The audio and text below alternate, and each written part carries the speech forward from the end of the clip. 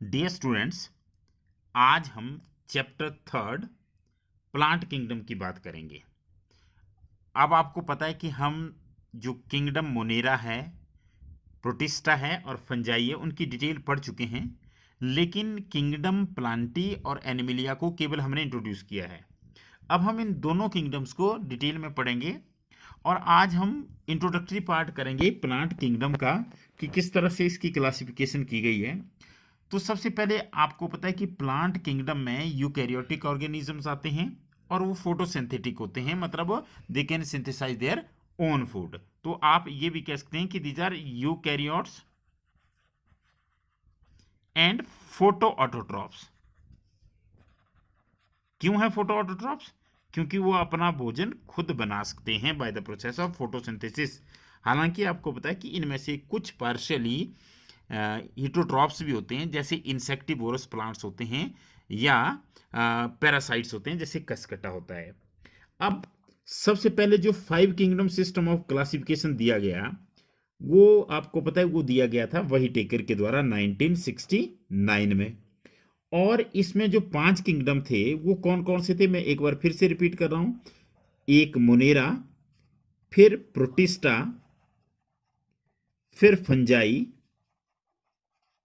Then Plantae और plant kingdom, and lastly Animalia और kingdom, animal kingdom. ये दिए गए थे वही टेकर के द्वारा, जिसको आजकल अभी हम फॉलो कर रहे हैं। अब इसमें हम क्या करेंगे कि जो प्लांटी किंगडम है, इसको फर्दर कैसे क्लासिफाई किया गया है और जो इसके डिफरेंट क्लासेस हैं, डिफरेंट डिविजन्स हैं, उनके अंदर कौन कौन से प्लांट आते हैं, क्या क्या कैरेक्टरिस्टिक होती हैं या क्या बेसिस है इसकी क्लासिफिकेशन का। अब आपको पता है कि पहले फंजाई के अलावा मुनेरा के कुछ मेंबर्स और प्रोटिस्टा,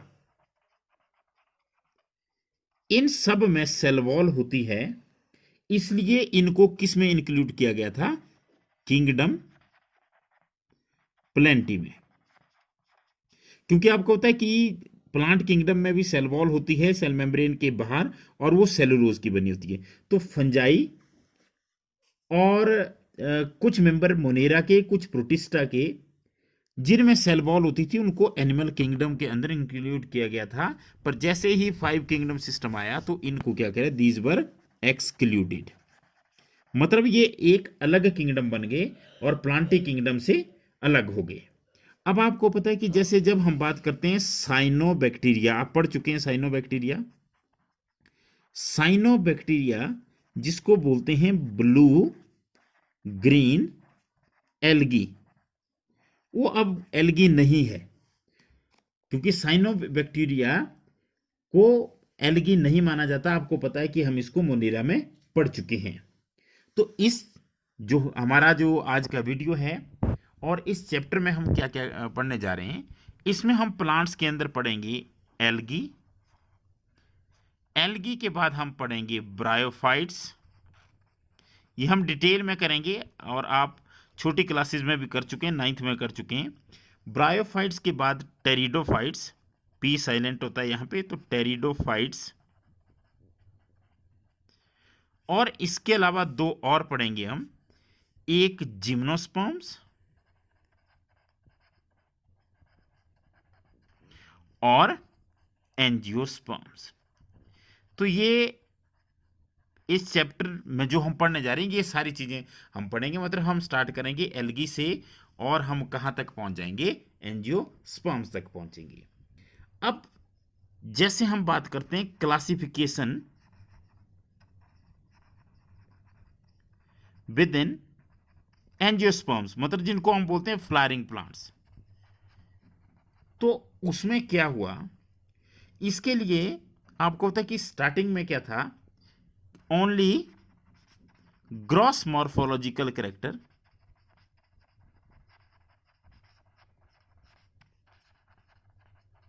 कैरेक्टरिस्टिक्स और कैरेक्टर्स वर टेकन। जैसे क्या ले लिया उनका कि हैबिट किस तरह की है, कलर के बेसिस पे, शेप और नंबर ऑफ लीव्स के बेसिस पे, एंजियोस्पर्म्स को क्या किया, क्लासिफाई किया, केवल ग्रॉस मॉर्फोलॉजिकल। ग्रॉस मॉर्फोलॉजिकल का मतलब बाहर से देखने पर जैसे हमें एकदम जो करेक्टर नजर आ जाता है, मॉर्फोलॉजिकल का मतलब होता है एक्सटर्नल अपीयरेंस या एक्सटर्नल करेक्टर, उनके बेसिस पे वो मतलब सुपरफिशियल करेक्टर्स हैं, इनके बेसिस पे किया। अब इसी के चलते हमारे पास दो सिस्टम ऑफ क्लासिफिकेशन आए और बहुत ही इंपॉर्टेंट सिस्टम ऑफ क्लासिफिकेशन आए। उसमें जो पहला सिस्टम था आर्टिफिशियल सिस्टम ऑफ क्लासिफिकेशन, और जो दूसरा सिस्टम था वो था नेचुरल सिस्टम ऑफ क्लासिफिकेशन। अब ये जो आर्टिफिशियल सिस्टम ऑफ क्लासिफिकेशन है ये क्या है, दिस इज वेरी इंपॉर्टेंट। अब अगर हम इन दोनों सिस्टम्स की बात करें तो सबसे पहले ये काम करते हैं कि ये दिए किसने हैं। तो जो आर्टिफिशियल सिस्टम ऑफ क्लासिफिकेशन है उसका संबंध रहा है लीनियस से, और नेचुरल की अगर हम बात करें तो नेचुरल सिस्टम ऑफ क्लासिफिकेशन जो दिया गया है वो दिया गया है बेंथम एंड हुकर के द्वारा। किसके द्वारा दिया गया है, बेंथम एंड हुकर। अगर आप पूरा नाम लिखना चाहे तो ये जॉर्ज बेंथम, और हुकर को कहते थे जोसेफ डॉल्टन हुकर। क्लियर। तो पहला पॉइंट है कि artificial system of classification was given by Linnaeus while this natural system of classification was given by Bentham and Hooker. अब आर्टिफिशियल सिस्टम ऑफ क्लासिफिकेशन में क्या है, it is based on few characters, बहुत कम character लिए थे इसमें, और अगर हम इसमें देखें तो it is based on large number of characters. तो इसमें बहुत सारे करेक्टर लिए गए थे। तो पहला डिफरेंस तो ये कि जो हमारे पास आर्टिफिशियल सिस्टम ऑफ क्लासिफिकेशन है उसमें बहुत कम करेक्टर सेलेक्ट किए गए थे और नेचुरल में बहुत ज़्यादा किए गए थे। दूसरा, इसमें जो कम करेक्टर भी थे वो कौन से थे, मेनली ऑन वेजिटेटिव करेक्टर्स, जो वेजिटेटिव कैरेक्टरिस्टिक्स थी वो थी या वेजिटेटिव कैरेक्टर्स थी, और ऑन द एंड्रोसियम स्ट्रक्चर। अब आपके लिए एक नई टर्म आई, एंड्रोसियम स्ट्रक्चर। वेजिटेटिव क्या होते हैं, जैसे हिंदी में अगर हम बात करें तो ये कायिक अंग होते हैं, जैसे पत्ती हो गए, जड़ हो गए, तना हो गया, मतलब फूल के छोड़ करके बाकी जो प्लांट्स के पार्ट होते हैं वो वेजिटेटिव पार्ट्स होते हैं, और फ्लावर जो होते हैं वो रिप्रोडक्टिव पार्ट होते हैं। तो इसमें ज़्यादातर किस पे स्ट्रेस दिया गया, वेजिटेटिव कैरेक्टर्स पे या एंड्रोसियम के स्ट्रक्चर पे। एंड्रोसियम क्या होता है, जो मेल पार्ट होता है फ्लावर का, उसके स्ट्रक्चर पे इंपॉर्टेंस दिया गया। मतलब क्या है कि जो मेल पार्ट होता है, आपको पता है जैसे हिंदी में उसे पुंकेसर कहते हैं, लेकिन यहाँ पे हम इंग्लिश में उसे कहते हैं स्टेमेन। तो इसके बेस पे क्लासिफाई कर दिया। कैसे क्लासिफाई कर दिया, मान लीजिए पूरे फूल के अंदर, पूरे फ्लावर के अंदर एक ही स्टेमेन है, जैसे ये, तो दिस इज कॉल्ड एज मोनेंड्रिया। और अगर मान लीजिए दो एक फ्लावर के अंदर ऐसे, तो इसको बोल दिया डाइएंड्रिया। और अगर तीन है तो क्या बोलेंगे, ट्राइएंड्रिया। पर एंड्रिया मतलब एंड्रोसियम और कितने स्टेमेन है, जैसे ये ट्राइएंड्रिया है। और तीन से ज्यादा हो गए then it is polyandria. Poly का मतलब होता है बहुत सारे, मैनी, पॉली मीन्स मैनी। तो इस तरह से क्या किया, जो आर्टिफिशियल सिस्टम ऑफ क्लासिफिकेशन था वो किस पे बेस्ड था, वो बहुत कम करेक्टर लिए, मेनली कौन से करेक्टर लिए, वेजिटेटिव करेक्टर लिए और एंड्रोसियम का स्ट्रक्चर लिया, और उन्होंने क्लासिफाई कर दिया कि कुछ प्लांट्स ऐसे होते हैं उनमें मोनेंड्रिया कंडीशन होती है। मोनेंड्रिया मतलब उनके फ्लावर में केवल एक स्टेमेन होता है। कईयों के में जो फ्लावर होते हैं उनमें डाइएंड्रस या डाई एंड्रिया कंडीशन होती है, मतलब दो स्टेमेन्स होते हैं, कईयों में तीन होते हैं और कईयों में बहुत सारे होते हैं। पर ये ज़्यादा एक्सेप्टेबल नहीं था। क्यों नहीं था, नॉट वेरी एक्सेप्टेबल। इसके पीछे क्या कारण था, इसके पीछे कारण था कि ये जो वेजिटेटिव करेक्टर्स होते हैं ये अफेक्ट हो जाते हैं किससे? एनवायरमेंट से। मतलब vegetative characters are easily affected by environmental condition, by environment. तो इसलिए ये ज्यादा एक्सेप्टेबल नहीं था। क्या हुआ?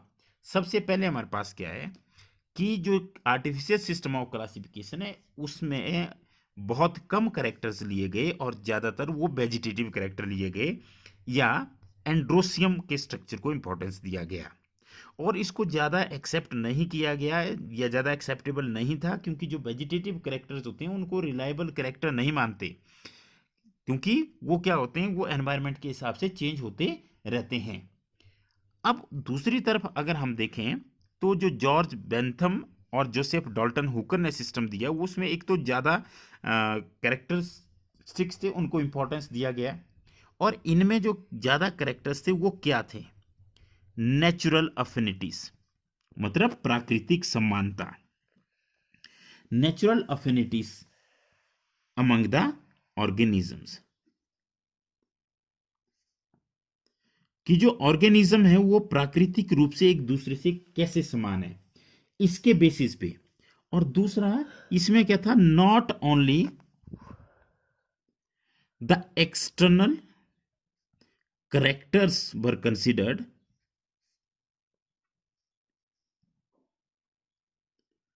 बट इंटरनल स्ट्रक्चर्स लाइक, कौन कौन से इंटरनल स्ट्रक्चर? जैसे अल्ट्रा स्ट्रक्चर, सेल का अल्ट्रा स्ट्रक्चर की कैसी सेल है, अल्ट्रा स्ट्रक्चर। और इसके अलावा एम्ब्रियोलॉजी, एम्ब्रियोलॉजी का मतलब है कि जब जाइगोट से भ्रूण बनता है, जाइगोट से एम्ब्रियो बनता है, तो क्या उनमें कोई सिमिलरिटी है या नहीं है। या फाइटोकेमिस्ट्री, मतलब उनकी सेल केमिस्ट्री में या उनकी केमिस्ट्री में, उनकी बॉडी के अंदर जो केमिस्ट्री चली है क्या उसमें समानता है। तो इस तरह से कई चीजों को इंपॉर्टेंस दिया गया। मतलब क्या है कि इसमें केवल एक्सटर्नल स्ट्रक्चर ही नहीं, इंटरनल स्ट्रक्चर को भी इंपॉर्टेंस दिया गया। और ये जो क्लासिफिकेशन का सिस्टम था, इसमें क्या था, जो मेंबर्स थे, members of different groups are similar in hereditary pattern. मतलब उनमें एक सिमिलरली हेरिडिटरी पैटर्न होता था। अब क्या होता है हेरिडिटरी पैटर्न? हेरिडिटरी पैटर्न का मतलब है कि जो ट्रेड्स होते हैं, जो कैरेक्टर का ट्रांसमिशन होता है, वो एक जैसा होता था इन सभी में, या उसमें कोई ना कोई सिमिलरिटीज होती थी। तो इसके अलावा ये क्या कहता था? It provides plenty of information. इसने बहुत ज्यादा इंफॉर्मेशन दी जो नेचुरल सिस्टम था। दूसरी तरफ अगर हम यहां पे देखें तो only little knowledge was provided.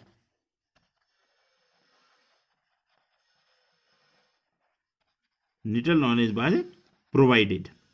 अब अगर हम बात करें कि ये इसको अगर हम माने तो ये जो सिस्टम था ये स्टेबल था। क्यों स्टेबल था? Stable and not changed by increase in our knowledge. मतलब इन्होंने ऐसे करेक्टर लिए जिन पे कोई असर ही नहीं होना। हमारे नॉलेज बढ़ेगा तो इस सिस्टम पे कोई चेंज नहीं होनी, जैसा ले लिया वो वैसे का वैसा ही रहना था। लेकिन ये जो सिस्टम था it was liable to change. मतलब क्या है कि liable to change with increase in our knowledge.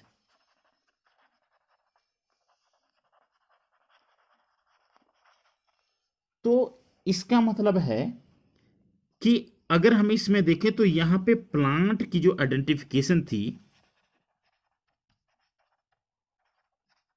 Was not easy, क्योंकि इतने सारे करेक्टर ही नहीं रहते, तो इसलिए उसको इजीली हम आइडेंटिफाई नहीं कर सकते। यहां पे जो प्लांट की आइडेंटिफिकेशन थी वो बहुत इजी थी।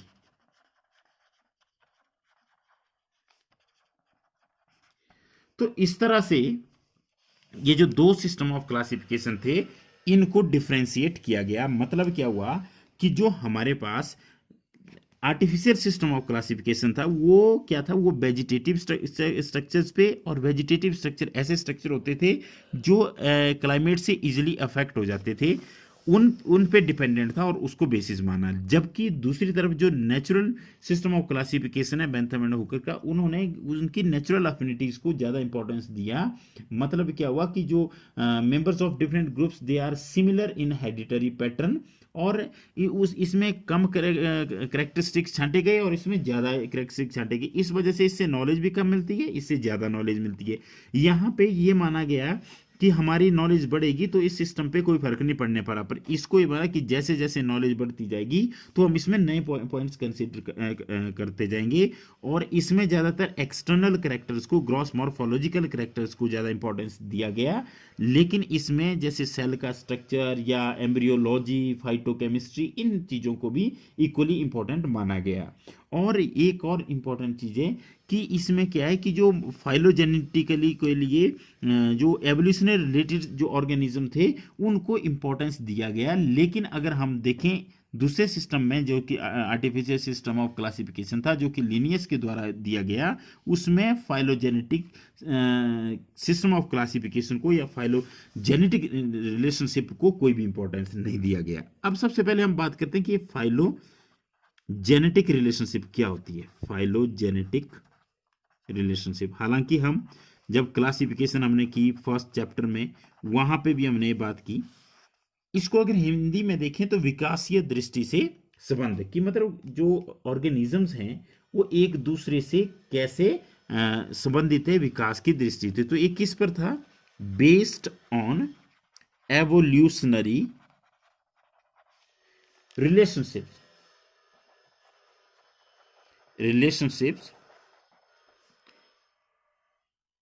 among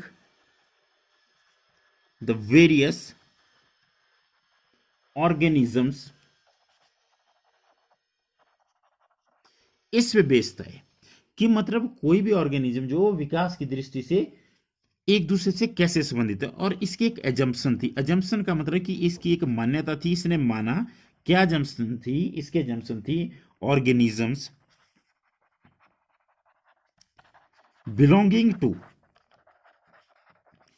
belonging to the same taxa have a common ancestor।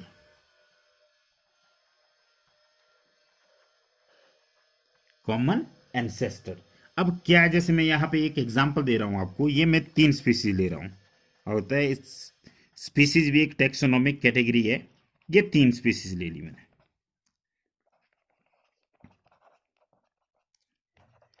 अब ये जो 3 स्पीसीज है इनके मैंने नाम रख दिए। ये स्पीसीज ए है, ये स्पीसीज बी है, और ये स्पीसीज क्या है, सी है। अब देखो हम यहां से चले, ये देखो ये क्या हुआ, ये इन दोनों स्पीसीज का कॉमन एंसेस्टर है। कॉमन एंसेस्टर किसका कॉमन एंसेस्टर है, ए और बी का। अब अगर हम इसको थोड़ा और नीचे चले तो ये देखो, ये भी एक कॉमन एंसेस्टर है, पर ये किसका कॉमन एंसेस्टर, मैंने यहां कॉमन एंसेस्टर के लिए लिखा सी ए ऑफ किसका, बोलो, ए बी और सी, तीनों का कौन। तो इसका मतलब है कि जो एक रैंक होता है उसके जो ऑर्गेनिज्म होते हैं उनका एंसेस्ट्रल स्टॉक कैसा होता है, कॉमन होता है। देखो जैसे यहां से ये तीनों ऑरिजिनेट हुए, हालांकि ये पहले डाइवर्ट हो गई, ये बाद में डाइवर्ट हुई, लेकिन अगर इनका एवोल्यूशनरी स्टॉक हम देखें, जो फाइलोजेनेटिक स्टॉक है, एंसेस्ट्रल स्टॉक है, वो ये चीज है, यहां से ये तीनों स्पीसीज बने। तो ये इसकी मान्यता थी। तो इसका मतलब कि ये तीनों स्पीसीज जो है विकास की दृष्टि से एक दूसरे से संबंध रखती है। अब क्या है, अब इसके अलावा हमारे पास नई टेक्नोलॉजी आ गई है, और उन नई टेक्नोलॉजी में हम सबसे पहले एक और टेक्नोलॉजी की बात करेंगे, उसको बोलते हैं न्यूमेरिकल टेक्सोनॉमी। अभी जो न्यूमेरिकल टेक्सोनॉमी है, इसमें क्या किया जाता है, इसमें यूज किया जाता है कंप्यूटर का। अब कंप्यूटर में क्या करते हैं, you can say it is carried out by using computer and it is based on all observable characteristics. मतलब इसमें सारी कैरेक्टरिस्टिक्स ली जाती है। और कैसे लेंगे, क्योंकि मैनुअली करना बहुत टफ है, तो उसमें क्या करते हैं कि उसमें क्या करेंगे, हम नंबर और कोड्स दे देंगे ईच कैरेक्टरिस्टिक को। मतलब each character is numbered and coded, and on the basis of that character we can process that data, and when this data is processed we can find the result, we can classify the organism accordingly। तो बोलने का मतलब क्या है कि इसमें same time में हम हंड्रेड्स ऑफ कैरेक्टर्स को क्या कर सकते हैं, कंसीडर कर सकते हैं। तो न्यूमेरिकल टेक्सोनॉमी क्या है, which is you can say carried out by computers, and in this category all the observable characters are considered, and they are coded, they are provided with numbers and codes, and these codes and numbers are processed very easily in a fraction of second, and then organisms can be easily classified। इसके अलावा क्या है हमारे पास, एक और है cytotaxonomy. अब cyto की जब भी बात होगी तो सेल से मतलब होता है साइटो का। तो साइटोटैक्सोनॉमी क्या मतलब होती है, बेस्ड ऑन साइटोलॉजिकल इंफॉर्मेशन। मतलब किस पे होगी, साइटोलॉजिकल इंफॉर्मेशन पे। और साइटोलॉजिकल इंफॉर्मेशन क्या हुई, लाइक क्रोमोसोम नंबर, कि कितने क्रोमोसोम नंबर है, क्या क्रोमोसोम का नंबर है उसके अंदर, और क्रोमोसोम का स्ट्रक्चर किस तरह, या सेल का स्ट्रक्चर किस तरह है, या बिहेवियर कैसा है। तो इन सब चीजों को हम स्टडी करते हैं साइटोटैक्सोनॉमी में। और ये सिस्टम ऑफ क्लासिफिकेशन है जिससे बेसिस पे हम ऑर्गेनिज्म को क्लासिफाई करते हैं, क्रोमोसोम नंबर के बेसिस पे, स्ट्रक्चर के बेसिस पे, और बिहेवियर के बेसिस पे। और लास्टली हमारे पास एक और है, दैट इज कीमोटैक्सोनॉमी। देखो नाम से ही पता लग जाता है, कीमो मतलब केमिकल, कीमोटैक्सोनॉमी। अब ये जो कीमोटैक्सोनॉमी है ये क्या चीज है, कीमोटैक्सोनॉमी uses chemical constituent of the plant. किसको यूज करती है, chemical constituents of the plants.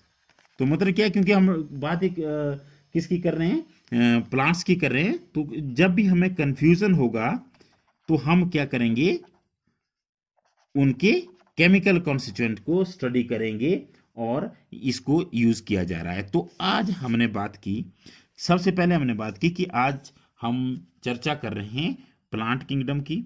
और प्लांट किंगडम क्या होता है, उसमें यूकैरियोटिक ऑर्गेनिजम्स होते हैं, मल्टीसेलुलर ऑर्गेनिज्म होते हैं, सेल वॉल सेलुलोज की बनी होती है। और क्या होता है कि उनमें फोटोसिंथेटिक फूड क्या प्रोसेस होता है, मतलब फोटोसिंथेसिस होती है जिससे वो अपना फूड खुद बनाते हैं। और इसके अलावा उनकी सेल मेम्ब्रेन के बाहर सेल वॉल होती है। फिर हमने बोला कि जो 5 किंगडम सिस्टम ऑफ क्लासिफिकेशन था, उससे पहले फंजाई, कुछ मोनेरन्स को और कुछ प्रोटिस्टन को जिनमें सेल वॉल होती थी, उनको प्लांट किंगडम के अंदर कंसीडर किया गया था। लेकिन जैसे ही 5 किंगडम सिस्टम ऑफ क्लासिफिकेशन आया तो वो चीजें हट गई। तो अब हम बोल सकते हैं कि जो साइनोबैक्टीरिया है वो एल्गी नहीं है, वो मोनेरा किंगडम के अंदर उसको स्टडी किया जाता है। इस तरह से फंजाई को अलग किंगडम में स्टडी किया जाता है। फिर बात आ गई कि हम इस किंगडम में पढ़ेंगे क्या। तो इस किंगडम में हम किन चीजों को पढ़ेंगे, इस किंगडम में हम पढ़ रहे हैं जो सबसे पहले एल्गी, ब्रायोफाइटा, टेरिडोफाइटा, जिम्नोस्पर्म्स और एंजियोस्पर्म्स। जब हम बात कर रहे थे एंजियोस्पर्म की क्लासिफिकेशन की, तो हमारे पास 2 सिस्टम आए क्लासिफिकेशन के, एक नेचुरल और एक आर्टिफिशियल। तो जो नेचुरल सिस्टम ऑफ क्लासिफिकेशन था वो ज़्यादा रेलिवेंट था बजाय आर्टिफिशियल सिस्टम ऑफ क्लासिफिकेशन के। आर्टिफिशियल सिस्टम जो था वो सिंपली वेजिटेटिव कैरेक्टर्स पे या एंड्रोसियम के स्ट्रक्चर पे डिपेंड था, और वेजिटेटिव कैरेक्टर जो होते हैं वो एनवायरनमेंट के साथ इजीली चेंज होते रहते हैं, तो इसलिए ये ज़्यादा एक्सेप्टेबल नहीं था। और दूसरा, इसमें कम कैरेक्टरिस्टिक लिए गए और उनकी नेचुरल अफिनिटी या उनकी एवोल्यूशनरी रिलेशनशिप को कोई इंपॉर्टेंस नहीं दिया गया। दूसरी तरफ अगर हम देखें तो इसमें ज़्यादा करेक्टरिस्टिक कंसिडर किए गए और उनकी नेचुरल अफिनिटीज़ को बहुत ज़्यादा इंपॉर्टेंस दिया गया, और केवल एक्सटर्नल स्ट्रक्चर नहीं लिए बल्कि हमने कुछ इंटरनल स्ट्रक्चर भी उसमें, जैसे अल्ट्रा स्ट्रक्चर, एम्ब्रियोलॉजी और फाइटोकेमिस्ट्री की बात भी की। और हमने बोला कि जो इसमें जो ग्रुप आता है उसमें जो मेंबर्स होते हैं वो उनमें एक सिमिलर हेरिडिटरी पैटर्न होता है। तो फिर इसके बाद हमने बात की एक अगले सिस्टम ऑफ क्लासिफिकेशन की, जिसको कहते हैं फाइलोजेनेटिकल। फाइलोजेनेटिक का मतलब है कि उनकी एवोल्यूशनरी जो हिस्ट्री होती है, मतलब वो सारे के सारे ऑर्गेनिज्म एक कॉमन एंसेस्ट्रल स्टॉक से निकले होते हैं, मतलब वो विकास की दृष्टि से एक दूसरे से कैसे संबंधित है, इस बेस पे उनको क्या कर दिया गया, क्लासिफाई किया गया। मतलब और इसमें ये माना गया कि जो एक टेक्सा होता है, जैसे स्पीसीज हो गया, हमारे पास जीनस हो गया, या कोई एक टेक्सा है, तो उसके जो मेंबर्स होते हैं वो they have a common ancestral stock. इसके अलावा हमने न्यूमेरिकल टेक्सोनॉमी की बात की, जो एक कंप्यूटर का यूज होता है उसमें, और कंप्यूटर में सारे करेक्टर्स को क्या किया जाता है, कोड दिए जाते हैं, नंबर किए जाते हैं, और फिर उस डेटा को प्रोसेस किया जाता है, फिर क्लासीफाई किया जाता है। फिर साइटोटेक्सोनॉमी हमने की। साइटोटॉक्सिनॉमी जो थी वो साइटोलॉजिकल इन्फॉर्मेशन में, जैसे क्रोमोसोम का नंबर क्या है, स्ट्रक्चर क्या है, बिहेवियर कैसा है, इस बेस पे क्लासीफाई किया। और उसके बाद लास्ट में हमने बात की कि आजकल कीमोटेक्सोनॉमी, मतलब जब कभी भी हमें प्लांट्स के कन्फ्यूजन हो, प्लांट्स की कोई भी कन्फ्यूजन तो उसको रिजॉल्व करने के लिए हम उसके केमिकल कॉन्स्टिट्यूएंट को स्टडी करते हैं और फिर उनको क्लासीफाई करते हैं। तो इस तरह से आज हमने बात की प्लांट किंगडम की क्लासिफिकेशन की।